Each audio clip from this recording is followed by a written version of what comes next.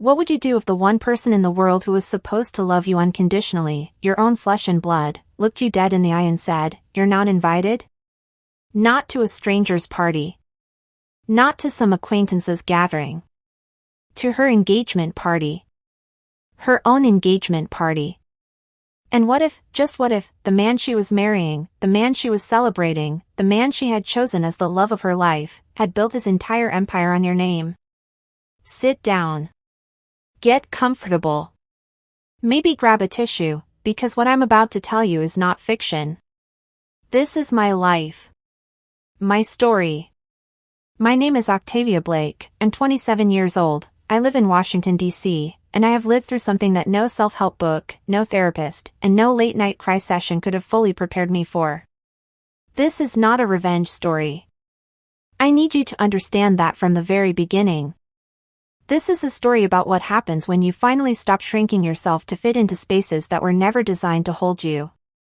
This is a story about quiet justice. And trust me, the ending will leave you breathless. Before I go any further, if you've ever been overlooked by someone in your own family, if you've ever been made to feel less than by the people who should celebrate you the most, hit that subscribe button right now. Because this channel is a safe space for every person who has ever been underestimated. And trust me, you are going to want to be here for every single chapter of this story. Tap subscribe. Turn on notifications. And don't you dare click away, because what happens in the second half of this video? I promise you, you have never heard anything like it. Let me paint you a picture of the family I grew up in. My mother's name is Janet. She's the kind of woman who could walk into a room full of strangers and leave with 5 new best friends. She laughs with her whole body. She cries when she's proud. She once drove 3 hours in a snowstorm just to drop off soup when I had the flu in college. Janet Blake is the kind of mother that people write songs about. My father's name is Roland. He's quieter than my mother. A man of few words but enormous action. He built his consulting firm from nothing, just a desk, a phone, and 20 years of relentless work. He once told me, "Octavia, the world will not always be fair to you.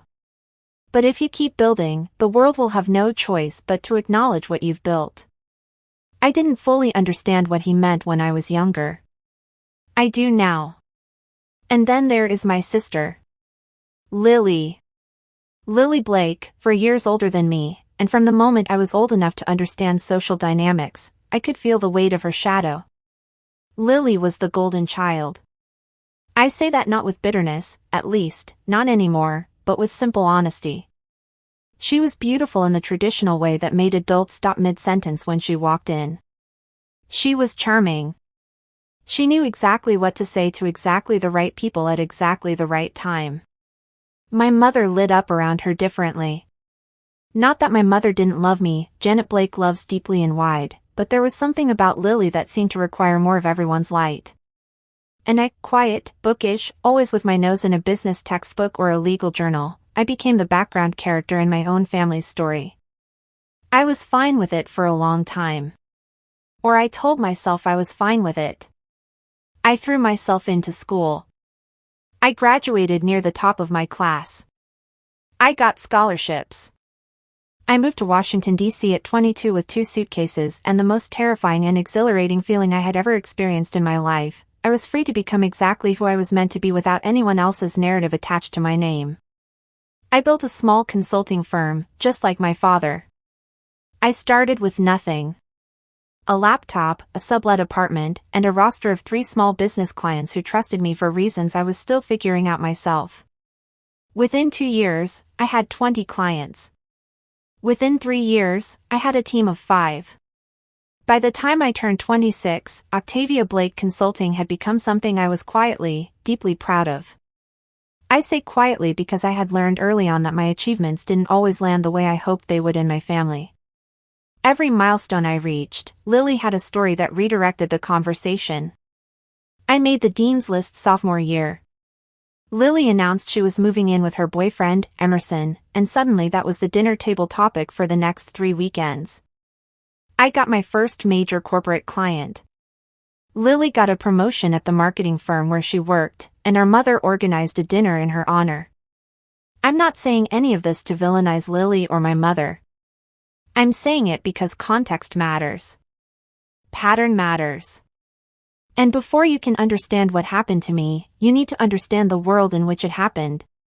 Lily and I were not enemies. We were polite. We texted on birthdays. We showed up to holidays. We maintained the surface tension of sisterhood without ever pressing too deep into the water beneath. That was our relationship. Civil, functional. And somewhere underneath all of it, at least on my end, hopelessly heartbroken. Now let me tell you about Emerson. Emerson Galvin came into Lily's life about 3 years ago. He was tall, broad-shouldered, and had the kind of easy confidence that fills a room without demanding attention. He worked in finance, or so Lily told us at first. He's doing really well, she said at Christmas that year. He's starting his own investment advisory company. I remember nodding politely and asking what his background was. Lily had given me a look, not hostile, just dismissive, and said, "Don't go all business mode, Octavia. We're at Christmas dinner." That was Lily's way of reminding me, as she often did, that my professional mind was an inconvenience in personal settings. But I had noted the name. Emerson Galvin. And because I am who I am, because my brain doesn't turn off just because someone tells it to, I did what any curious business person does. I looked him up. What I found was interesting. Emerson Galvin had a solid LinkedIn profile. An Ivy League education. Some years at a reputable firm. But his own company, the one Lily was so glowingly describing, was thin. Almost skeletal. A website that said more than it showed. A concept more than a reality. I didn't say anything. It wasn't my place. Lily was happy. He seemed kind when I met him at family events. I kept my observations to myself and returned to my own work. Fast forward 6 months. Our mutual family friend, Kelly, a woman who has known both Lily and me since we were children, was having a birthday gathering at her home in Northern Virginia. It was a small thing, maybe 15 people. Lily brought Emerson. And Emerson, upon learning what I did for a living, practically lit up. He pulled me aside between the appetizers and the main course. "Octavia," he said, and his voice had dropped slightly, "Lily told me you run a consulting firm in D.C. I've been looking for someone who can help me structure my business properly. I'm about to launch and I need someone who really understands the market architecture." I remember thinking, here it is, the moment I'd been sensing since Christmas. "What kind of help are you looking for?" I asked. And for the next 40 minutes, while the birthday party hummed around us, Emerson Galvin laid out his vision. It was actually impressive. He had the concept. He had the financial knowledge. What he was missing was the structural backbone, the legal framework, the client acquisition strategy, the operational model that would make an investment advisory firm not just viable but credible in a city like Washington, D.C. That was my wheelhouse. Entirely. "I'd love to bring you on as a consultant," he said. "Officially. Paid, obviously. I want to do this right." I told him I'd think about it. I went home that night and I did what I always do. I analyzed the risk versus the opportunity. I drafted a rough scope of what the work would involve, and I priced it fairly. 3 days later, I sent Emerson a formal proposal. He signed it within 24 hours. I didn't tell Lily right away. I assumed Emerson would mention it to her. It was a professional arrangement, nothing secretive. But 2 weeks passed and Lily never said a word. When I eventually brought it up during one of our bi-weekly calls, she went quiet for a moment. "He mentioned he was working with a consultant," she said finally. "I didn't know it was you. Does that bother you?" I asked. "No," she said, in the tone that means yes. "Why would it?" I let it go. I had a job to do.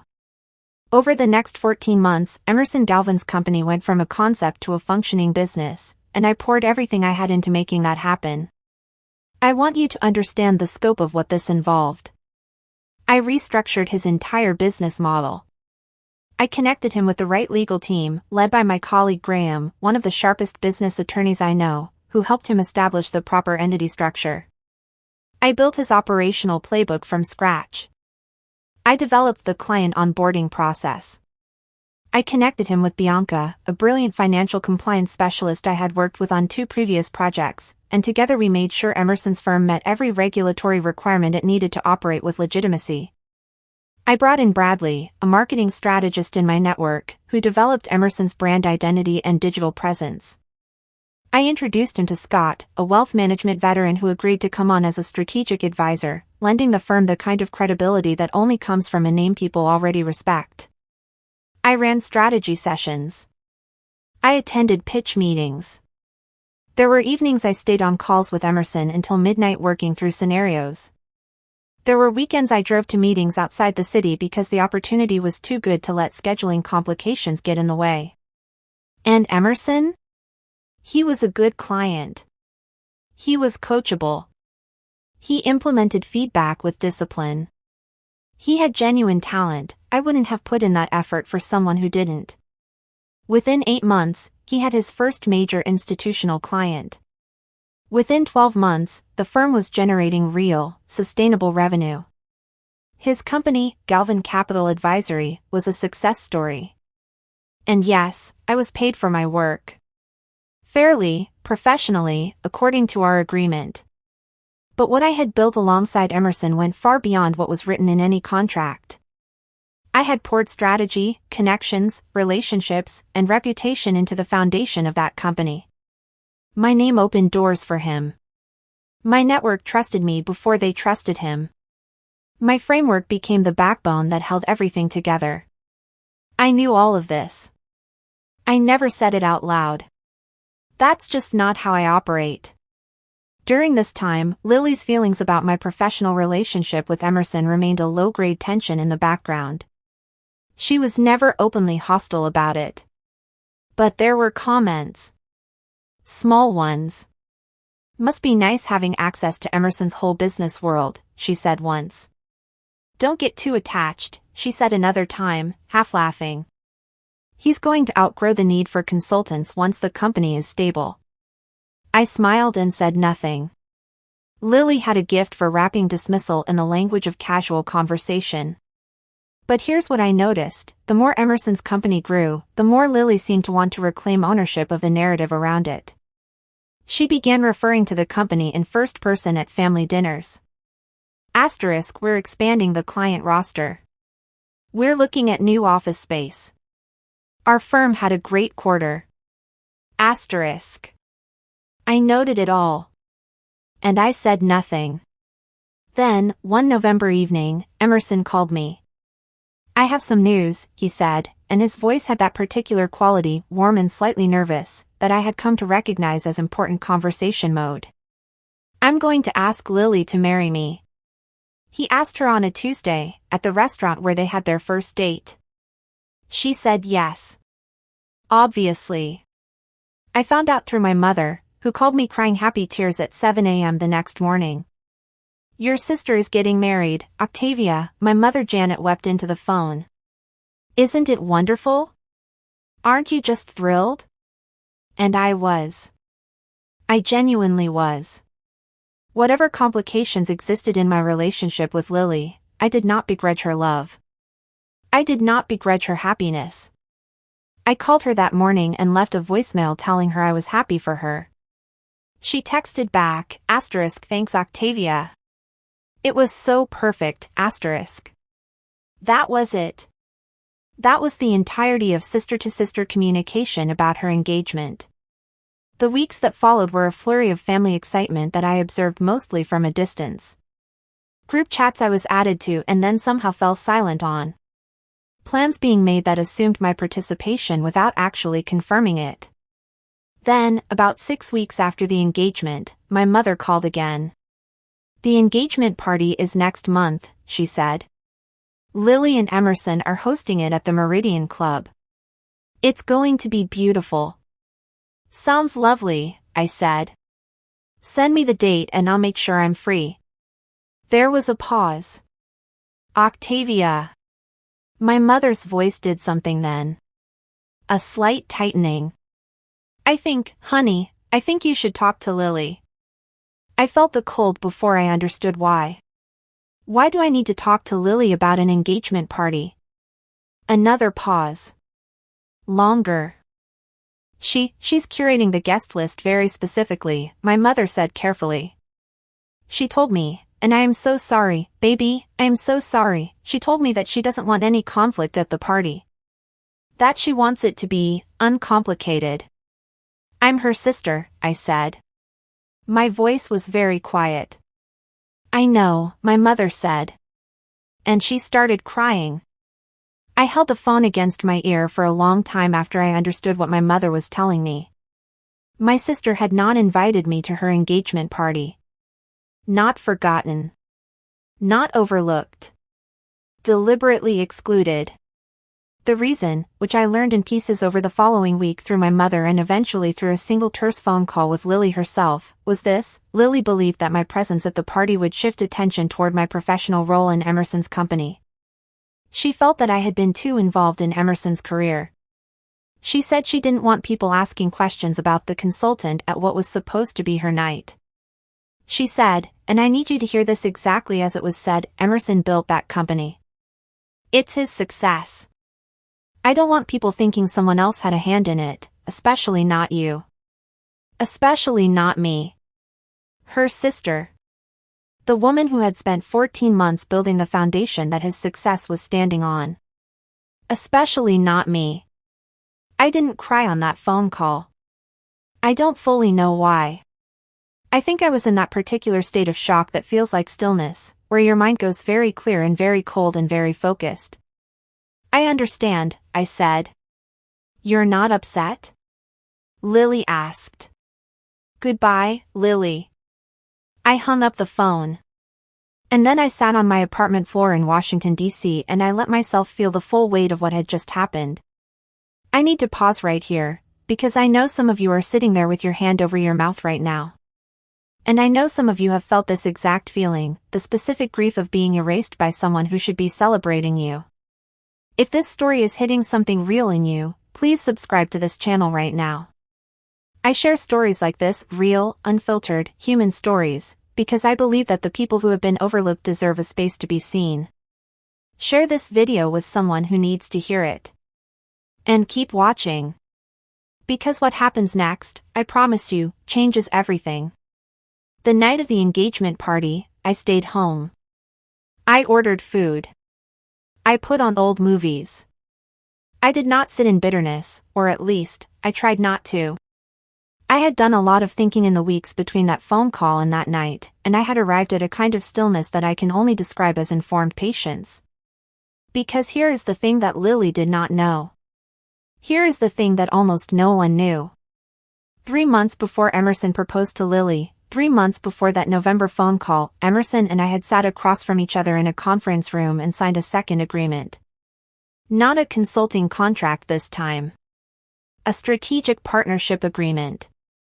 Emerson had come to me with a proposition. The firm was doing well. He was expanding. He wanted to bring in a formal strategic partner, someone with skin in the game, not just an hourly relationship. He wanted shared equity in exchange for continued strategic guidance and a formal seat at the table. I had consulted with Graham, my attorney.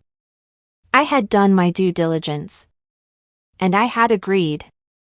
On paper, quietly, legally, unambiguously, Octavia Blake held a significant equity stake in Galvin Capital Advisory. Not the whole company. Not majority ownership. But enough. Enough to be a real partner. Enough to have a formal role. Enough that when Lily stood in a ballroom at the Meridian Club telling her assembled guests about her fiancé's company and their future, she was, without knowing it, describing something that had my name written in the foundation. I had told no one in my family. It wasn't time yet.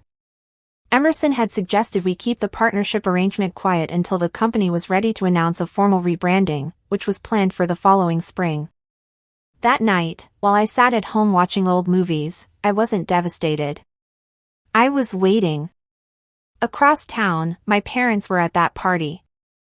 My father, Roland, sat at a table near the back of the room and watched his eldest daughter be celebrated with a kind of quiet that his wife, Janet, recognized from 29 years of marriage as grief.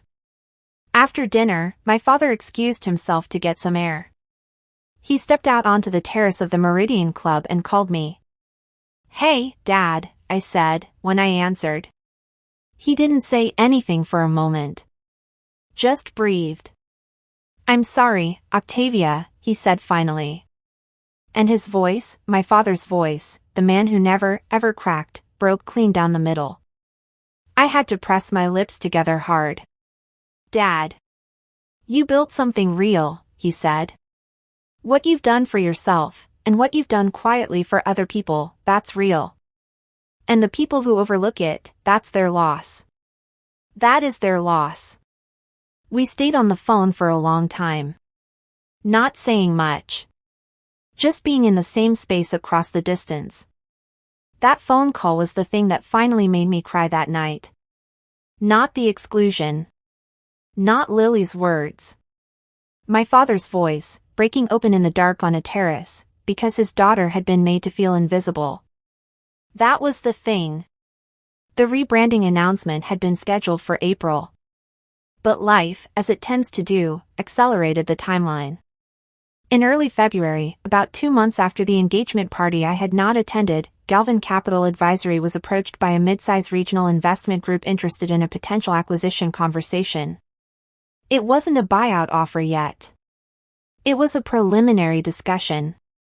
But these kinds of conversations require formal disclosure. Legal review. A complete picture of ownership. Emerson called me on a Thursday morning. "We need to have a meeting," he said. "A real one. And Octavia, I think it's time." "Time for what?" I asked. "Time for Lily to know." I arrived at Emerson and Lily's apartment that Saturday morning. I had not been there before. It was a beautiful place in Georgetown, the kind of apartment that announces success before you've sat down. Lily answered the door in her Saturday morning ease, and when she saw me, her expression did something complicated. Surprise. Wariness. A flicker of something she quickly covered. "Octavia," she said. "Emerson said you were coming. I didn't know you two still had business." "We do," I said simply. "Can I come in?" Emerson was in the living room with 2 cups of coffee on the table and the particular stiffness of a man who knows the next few minutes are going to be difficult. We sat down. Emerson placed a folder on the table. "Lily," he said carefully, "there's something about the company I should have told you a long time ago. And I take full responsibility for the timing, that's on me. But I need you to understand the full picture of what Galvin Capital Advisory actually is." Lily looked at him. Then at me. Then back at him. "What do you mean, full picture?" Emerson slid the folder across the table. Inside were the legal documents. The partnership agreement. The equity structure. Clear as daylight. Lily's eyes moved down the page. I watched her face. I watched her read my name. I watched her understand. The silence in that room was enormous. "She's your partner?" Lily said finally. Her voice was very controlled. She was looking at Emerson. "She's been my strategic partner for over a year," Emerson said. "Without Octavia's work, the structural framework, the network, the strategy, this company doesn't look anything like it does today. I should have told you this openly. I should have insisted that her role was acknowledged. That's a failure on my part and I'm sorry." Lily put the papers down very slowly. She looked at me for a long time. I didn't say anything. I let the room be quiet. "You knew," she said, "at the engagement party." I wasn't at the engagement party, I said. My voice was even. You made sure of that. The color in Lily's face shifted. You knew, she said again, differently this time. When I called you. When I told you why. You already knew all of this. Yes, I said. And you didn't say anything. No, I said. I didn't. Why? I thought about how to answer that honestly. Because I wanted the truth to be about the truth, I said. Not about proving something to you. Not about winning. I wanted you to see it clearly, without any of it being about me defending myself. Lily was silent for a very long time. And then, slowly, in pieces, something in her face broke open. What happened in that room next is one of the most difficult and most human things I have ever witnessed. My sister cried. Not elegantly. Not carefully. My sister, who had always managed her emotions like a performance, who had always been on, always composed, always the version of herself that the world was meant to admire, fell apart.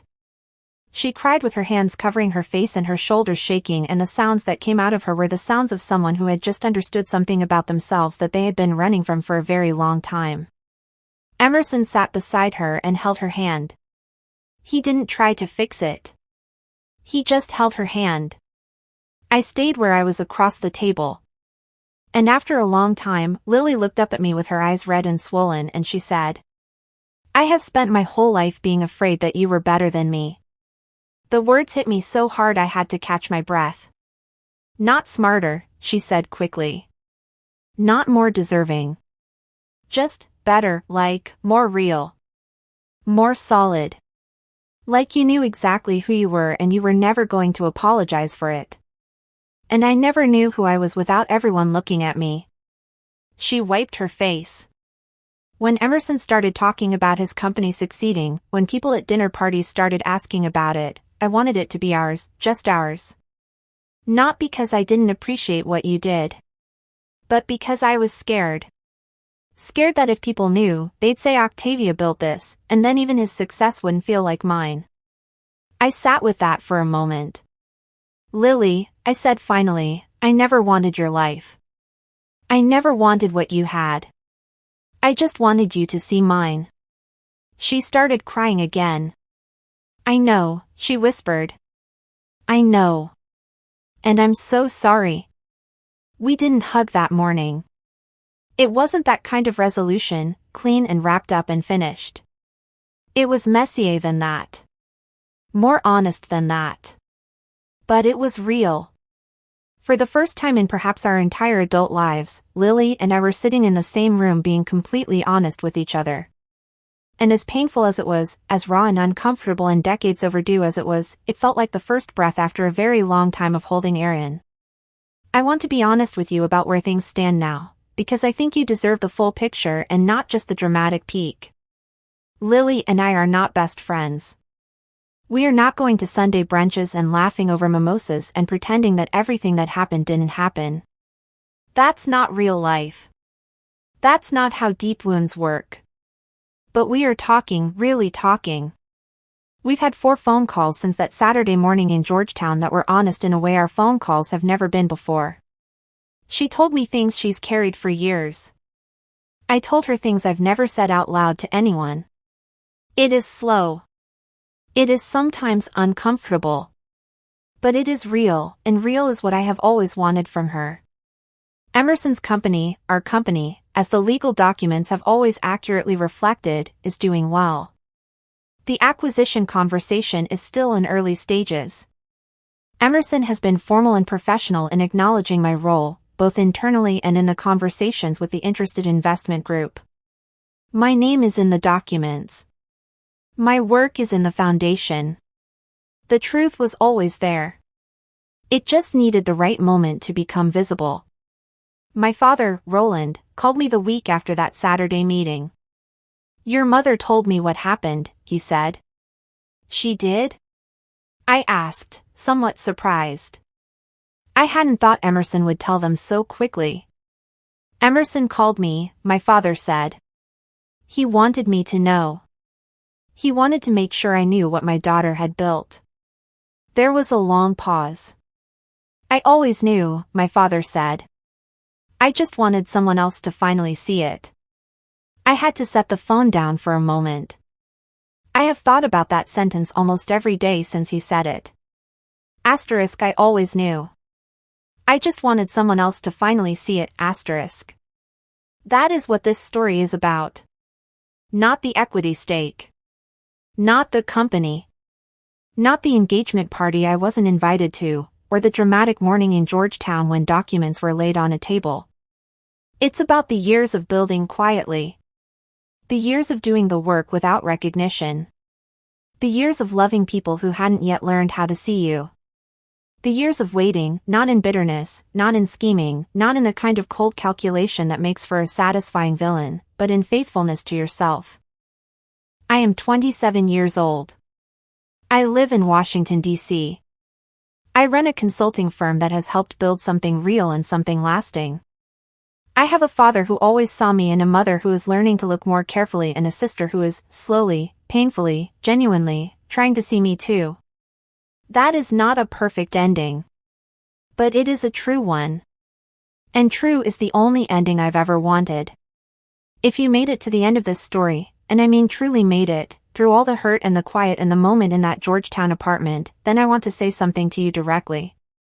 You already know what it feels like to be underestimated. You know what it's like to watch someone take credit for your work. You know what it's like to not be invited to the table you helped build. You know what it's like to love someone who can't quite see you yet. And still, you kept building. That is not weakness. That is the most powerful thing a human being can do. If this story moved you, if it made you feel seen, or angry on my behalf, or hopeful about your own situation, please subscribe to this channel right now. Genuinely. Not just because I'm asking, but because if you walked away from this video feeling something, this is where more of that lives. Every week, I share stories like this one. Stories about family. About identity. About the quiet revolutions that happen in ordinary living rooms and phone calls and Saturday morning kitchens. Hit subscribe. Share this video with someone who needs it, maybe your best friend who's been overlooked at work, maybe your sibling who keeps shrinking themselves for the wrong people, maybe even yourself on a day when you need the reminder that the truth has a way of coming to the surface. And if this story resonated with you in a way that goes deeper than just entertainment, if you're sitting with your own version of this right now, leave it in the comments. Tell me. Tell us. Because one of the loneliest feelings in the world is thinking that your story is too complicated, too quiet, too strange to be worth telling. It's not. You are not the background character in someone else's story. You never were. I'm Octavia Blake. And I'll see you in the next one.